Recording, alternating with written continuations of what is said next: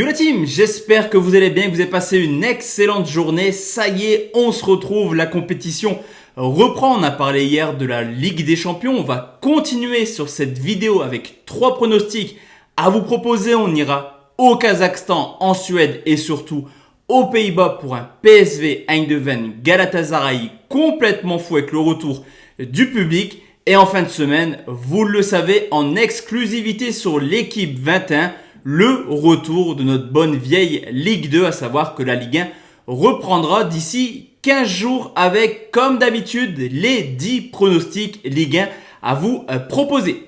Juste avant de parler pronostics, car il est super important, la team, de remercier un petit peu le boulot qui est fait depuis maintenant plusieurs années, que ce soit sur YouTube mais également sur le canal Telegram juste en dessous, que ce soit mon canal Telegram perso ou alors celui de la team par ailleurs. Je vous invite vraiment à mettre un gros pouce bleu sur cette vidéo. Le but, monter rapidement en référencement et atteindre l'objectif que je me suis fixé, 50 000 abonnés. On est 48 800. Chaque personne partage à un de ses collègues et on atteint l'objectif assez facilement. Ni une ni deux, la team, on va partir sur les pronostics et je vous l'ai dit, 3 rencontres au programme pour ces quarts de finale des qualifications de la Ligue des Champions. On commence tout de suite au Kazakhstan à 16h où Almaty affronte l'Étoile Rouge de Belgrade. Alors pour arriver à ce stade de la compétition, les Kazakhs ont fait une belle petite performance en sortant le Maccabi Haïfa. D'ailleurs, à domicile, attention, ça reste une équipe très compliquée à jouer, à manœuvrer, j'ai envie de dire. On l'a vu l'an passé en Coupe d'Europe, le Kazakhstan est plutôt solide chez elle. Et en championnat, c'est idem, une seule défaite cette année en 2021 d'ailleurs, c'était en coupe. Mais attention tout de même, car même si Almaty a des beaux petits résultats, c'est quand même l'équipe qui a fait le plus de matchs nuls cette année en championnat, avec déjà 7 nuls en 19 matchs. On le sait, se déplacer à Belgrade n'est jamais évident dans des ambiances plutôt chaudes. Mais à l'extérieur, l'Étoile Rouge a également quelques certitudes, tout simplement invaincu l'an passé en championnat. D'ailleurs, sur l'ensemble de la saison, Belgrade a terminé invaincu et large champion, mais l'Étoile Rouge était plutôt surprenant. Également en Coupe d'Europe, malgré des déplacements compliqués, je pense au Milan AC, à la Gantoise ou à Offenheim, une seule défaite en 4 déplacements pour les Serbes. Au niveau de l'état de forme, les Kazakhs ont quand même l'avantage d'être déjà à 19 journées dans leur championnat.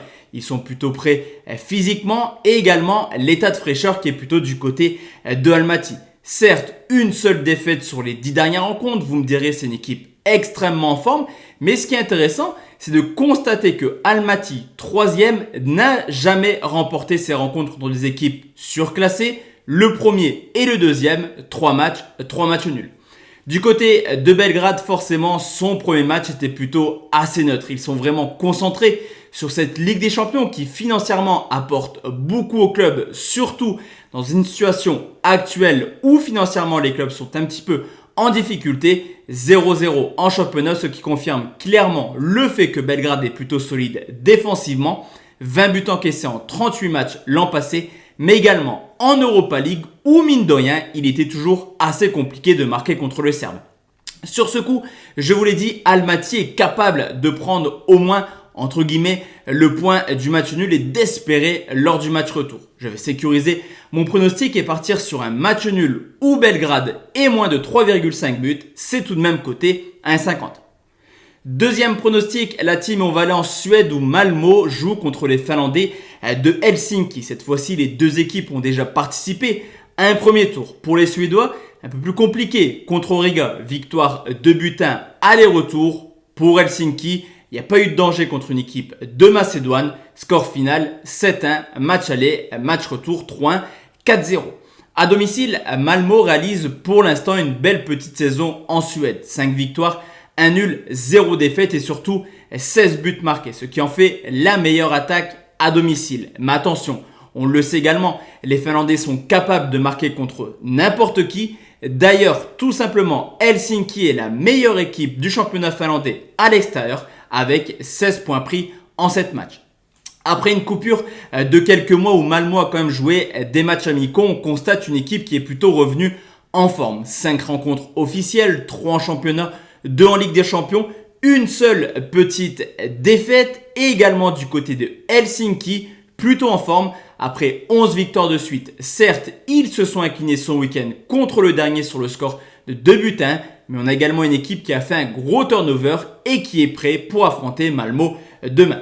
Je vous ai beaucoup parlé de l'état offensif des Suédois. Même si actuellement c'est une équipe qui encaisse très peu de buts, on peut constater que sur les 17 rencontres en 2021, il y a seulement 3 clean sheets. On le sait, généralement en Suède, on ne s'ennuie jamais. Et sur ce coup, je vais tout simplement partir sur un plus de 2,5 buts qui est tout de même coté à 1,74. La dernière rencontre, la team elle va opposer le PSV Eindhoven à Galatasaray. Je vous l'ai dit, c'est vraiment la grosse rencontre de ces quarts de finale. Voir ces deux équipes en Ligue des Champions ne serait pas surprenant, mais en tout cas, un des deux sera éliminé sitôt dans la compétition. Cette fois-ci, les deux nations, enfin plutôt les deux équipes, j'oublie un petit peu l'Euro, ces deux équipes n'ont pas eu une grande préparation. Le championnat turc et hollandais n'a pas encore commencé. Ils n'ont pas également joué de match de Ligue des Champions. Seuls 4 matchs amicaux pour le PSV et 2 petits matchs amicaux pour Galatasaray. Les deux équipes ont également fini, ils étaient déçus l'an passé. Clairement, le PSV a terminé deuxième, loin derrière l'Ajax, 16 points d'écart. Mais le PSV a montré encore une fois qu'à domicile, c'est une équipe redoutable. Une seule défaite en 17 rencontres contre l'AZ Alkmaar où le PSV a été rapidement réduit à 10. Alors que du côté du Galatasaray qui a longtemps cru aller chercher le titre en Turquie, égalité de points avec le Beşiktaş Istanbul, on a quand même une équipe qui à l'extérieur est capable du meilleur, 14 victoires en 20 matchs, mais surtout du pire avec tout de même 6 défaites en 20 déplacements en Turquie. Sur ce coup, je pense que le Galatasaray a plutôt une belle opportunité de se qualifier. Surtout que du côté du PSV Eindhoven, il manquera Malen qui a participé à l'Euro. Mais l'expérience est plutôt du côté hollandais, je pense à Götze ou alors Xavi.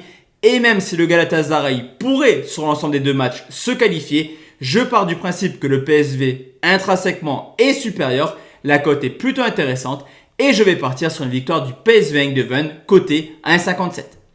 Donc voici la team, mes 3 pronostics concernant ces quarts de finale de Ligue des Champions. Concernant la suite des opérations sur YouTube, je ne pense pas qu'il y aura de vidéo demain. Pardon, c'est la Conférence League, j'y connais pas grand chose clairement. Cependant, la Ligue 2 reprend très rapidement, la Ligue 1 également. Des petites nouveautés sur la chaîne, je vous expliquerai tout ça sur Instagram. D'ailleurs, n'hésitez pas à me rejoindre sur Instagram. Juste en dessous, en tout cas, j'ai extrêmement hâte de vivre cette nouvelle saison de football avec vous. Très très bonne soirée la team, on se donne rendez-vous demain soir ou alors jeudi soir. Ciao.